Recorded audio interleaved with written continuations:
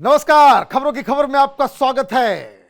सुशांत सिंह राजपूत की मौत की मिस्ट्री अब तक तो मिस्ट्री है, क्योंकि ना तो एनसीबी ने ना ही सीबीआई ने इस केस को क्लोज किया है, ना ही इस पे कोई खुलासा किया है कि आखिर सुशांत सिंह राजपूत की मौत कैसे हुई। लेकिन इस केस से जुड़ी एक बड़ी खबर आज आई है, वो ये कि एक तो एसआईटी नए सिरे से दिशा सालियान के केस को जांच करने वाली है और साथ ही साथ एक नई मांग शुरू हो गई है कि उद्धव ठाकरे के पुत्र आदित्य ठाकरे का नार्को टेस्ट होना चाहिए।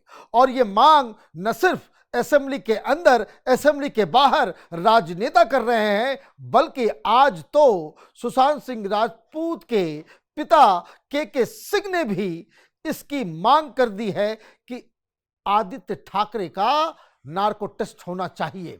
क्यों ये इंपॉर्टेंट है और क्या इस डिमांड के बाद शिवसेना उद्धव ठाकरे ग्रुप की तरफ से कहा गया और आदित्य ठाकरे का क्या कहना है, ये सारी चीजों को जानना और समझना जरूरी है। दरअसल 3-4 दिनों से महाराष्ट्र असेंबली के अंदर इस बात के ऊपर चर्चा हो रही थी, हंगामा हो रहा था। सत्ता पक्ष के एमएलएज ये आवाज उठा रहे थे कि दिशा सालियान के केस में उस वक्त की उद्धव ठाकरे सरकार ने पुलिस पे दबाव डालकर पूरे केस के तमाम सबूतों को न सिर्फ हटाया, बल्कि एक क्लोजर रिपोर्ट डाल दी गई। अब इन लोगों की मांग थी कि दिशा सालियान के केस के ऊपर बाकायदा एक एसआईटी की गठन हो, जिसे देवेंद्र फडणवीस ने मान लिया। महाराष्ट्र के होम मिनिस्टर हैं देवेंद्र फडणवीस, और उन्होंने कहा कि इसकी एसआईटी जांच की जानी चाहिए। और जैसे ही एसआईटी की बात हुई तो नीतीश राणे, जो भारतीय जनता पार्टी के एक एमएलए हैं, उन्होंने नार्को टेस्ट की बात की कि आदित्य ठाकरे का नार्को टेस्ट होना चाहिए। उन्होंने कहा, साफ साफ कहा कि जिस तरीके से श्रद्धा के केस में आफताब के नार्को टेस्ट से सारी चीजें सामने आ गई, हकीकत सामने आ गया, उसी प्रकार से आदित्य ठाकरे के नार्को टेस्ट से दिशा सालियान की मौत की मिस्ट्री सुलझ सकती है। और यह दावा क्यों किया जा रहा है? क्योंकि जब दिशा सालियान की मौत हुई उसके 6 दिन के बाद सुशांत सिंह राजपूत की मौत होती है, और ये दोनों केस आपस में जुड़े हुए हैं, क्योंकि इस केस में कई सारे बड़े बड़े दावे किए गए। पहली बात ये कि दिशा सालियान की मौत के बाद सुशांत सिंह राजपूत अक्सर ये कहते थे कि जिन लोगों ने दिशा को मारा वो मुझे भी नहीं छोड़ेंगे। और इसके बाद जो उस वक्त केंद्रीय मंत्री नारायण राणे और उनके बेटे नीतीश राणे ने एक के बाद एक कई सारे खुलासे किए, जिसमें यह दावा किया गया कि दिशा सालियान का न सिर्फ की हत्या की गई, बल्कि हत्या से पहले उसका रेप किया गया और वो प्रेग्नेंट थी। यह भी दावा किया गया कि मौकाए वारदात पे आदित्य पंचोली के बेटे भी वहां पे मौजूद थे, वो तो एक हिस्ट्री शीटर है। साथ ही साथ ये भी कहा गया कि तमाम जो सबूत थे, जैसे दिशा सालियान के अपार्टमेंट में आने जाने वाले लोगों का जो रजिस्टर वो गायब हो गया, तमाम सीसीटीवी फुटेजेस वो गायब हो गए, जो पोस्टमार्टम हुआ उसकी भी कोई वीडियोग्राफी अभी तक पुलिस के हाथ नहीं लगी। और पुलिस ने इन सब चीजों के ऊपर ध्यान न देते हुए इसे एक ऐसी कहानी बता दी कि दिशा सालियान शराब के नशे में वो चटाई से, एक कारपेट से फिसल जाती है और वो 14वीं फ्लोर से वो नीचे, बिल्डिंग के नीचे गिर जाती है, उसकी मौत हो जाती है। लेकिन कई सारे सवाल इसमें हैं जो अभी तक अनसुलझे हैं, जिसका जवाब मुंबई पुलिस नहीं दे पाई है। और इसीलिए जब ये मसला महाराष्ट्र के असेंबली में उठा, एसआईटी की गठन की गई, तो नीतीश राणे ने नार्को टेस्ट के लिए एक तो आवाज उठाई ही, लेकिन आज खबर आई कि सुशांत सिंह राजपूत के पिता ने भी नार्को टेस्ट की मांग की है। उन्होंने जो स्टेटमेंट दिया है वो स्टेटमेंट जरा सुनिए। सुशांत सिंह के पिता के सिंह ने कहा, जैसा मैंने खबरों में देखा उसमें आदित्य ठाकरे का नाम आ रहा था। सच्चाई का पता एसआईटी की जांच में लगेगा। आदित्य ठाकरे का नार्को टेस्ट होना चाहिए। दिशा सालियान के केस की जांच के लिए एसआईटी द्वारा कराए गए जाने पर सुशांत सिंह राजपूत के पिता के सिंह पटना। ये खबर आई एएनआई के द्वारा, जो ये बताया जा रहा है कि अब ये जानकारी, ये मांग परिवार वालों की तरफ से हो रहा है। अब जब ये मांग की शुरुआत हुई तो आदित्य ठाकरे भी बिल्कुल अपना एक ब्रेव फेस लेकर मीडिया के सामने आए और उन्होंने कहा कि दरअसल ये एसआईटी की गठन इसलिए की जा रही है क्योंकि जो चीफ मिनिस्टर के ऊपर आरोप लग रहे हैं उसको डेविएट करने के लिए, दिशा भ्रम पैदा करने के लिए ये नया तरीका अपनाया गया है। ये बहुत ही लो लेवल की राजनीति है और उनको हमसे डर लग रहा है, इसलिए इस तरह की बातें की जा रही है। बयान दिशा सालियान के परिवार की तरफ से भी आया, जिन्होंने कहा कि क्या इस एसआईटी जांच से मेरी बेटी वापस आ जाएगी।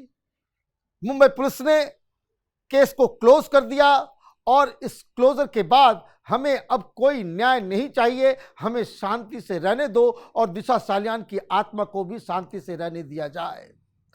अब सवाल ये है कि अगर मृतक के परिवार वाले ये कह रहे हैं कि अब जांच ना हो, अगर जो आरोप के घेरे में है वो और उनके समर्थक ये कह रहे हैं कि आरोप की जांच ना हो, तो क्या एसआईटी इन चीजों को ध्यान में रखेगी या फिर सच का सामना किया जाएगा?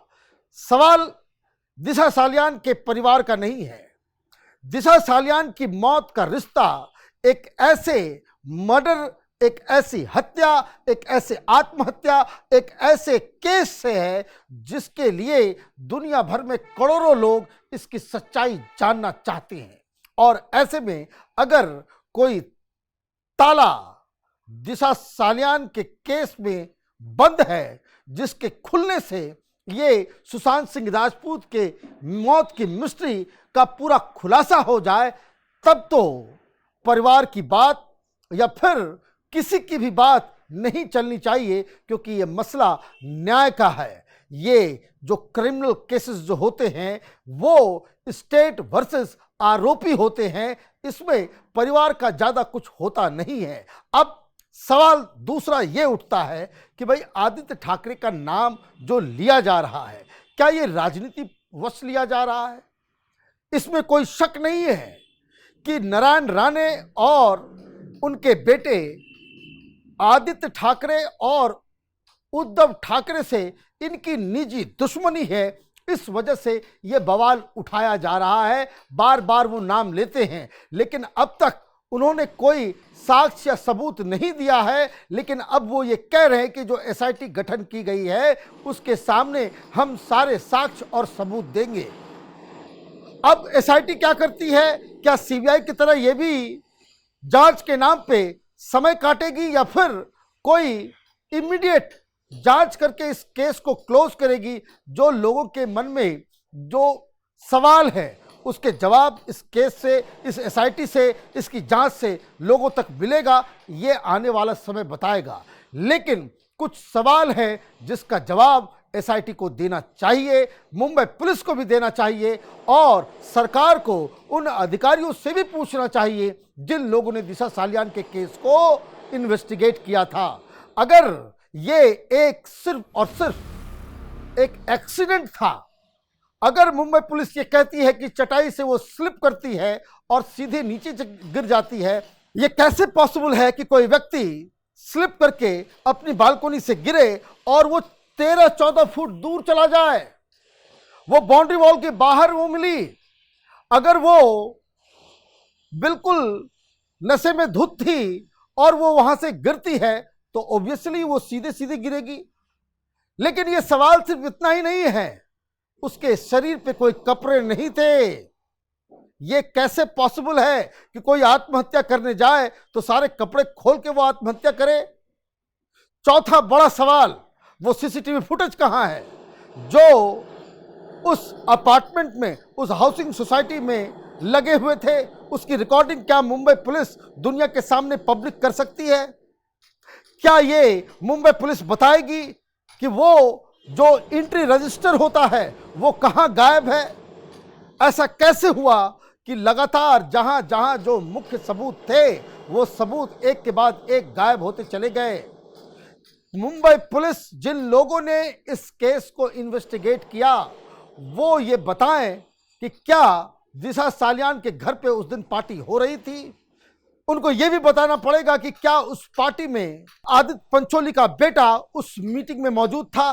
क्या यह भी वो सवाल मुंबई पुलिस इस सवाल का जवाब देगी कि क्या किसी मंत्री के सिक्योरिटी गार्ड्स दिशा सालियान के अपार्टमेंट में उस वक्त वहां मौजूद थे? ऐसे कई सारे सवाल हैं जिसका जवाब ना तो मुंबई पुलिस के पास है ना उद्धव ठाकरे की उस वक्त की सरकार के पास था। तो ये सवाल ऐसे हैं जिसका जवाब देना चाहिए, और अगर ये सारे सवाल सिर्फ हवाई हैं तो इसका भी खुलासा प्रेस कॉन्फ्रेंस करके मुंबई पुलिस को देना चाहिए था। ऐसा नहीं कि चोरी चोरी चुपके आप तमाम केसेस को कागजों पे बंद कर दें और देश की जनता चुपचाप उसे सच मानकर बर्दाश्त कर ले। सुशांत सिंह राजपूत की मौत की मिस्ट्री में एक नया चैप्टर जुड़ने वाला है। लोग कह रहे हैं कि आगे इस केस में बहुत सारे बड़े बड़े खुलासे होने वाले हैं।